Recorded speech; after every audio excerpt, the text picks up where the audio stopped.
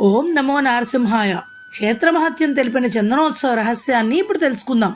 బాల ప్రహ్లాదుని బ్రోచేందుకు ఇలదిగి వచ్చి వరాహ నరసింహుడిగా వెలిసాడు శ్రీహరి. ప్రహ్లాదుని కాలమంతా ఎంతో వైభవంగా విరాజిల్లిన సింహాచలం తర్వాత ఆలనా పాలనా కరువై దేవాలయం శిథిలమైంది. స్వామిపై పుట్టలు పెరిగాయి. కృతయుగం పూర్తయి త్రేతాయుగం వచ్చింది. షట్ చక్రవర్తుల్లో ఒకరైన పురూరవ చక్రవర్తి తన ప్రేయసి ఓరోసితో గగన విహారం చేస్తూ సింహగిరి ప్రాంతానికి రాగానే విమానం ఆగిపోయిందట. కారణం తెలియక రాజు కలత చెందగా అది వరాహ నరసింహుడు కొలువైయున్న సింహగిరి ప్రాంతమని, స్వామిని దర్శించమని ఓరోసి చెబుతుంది.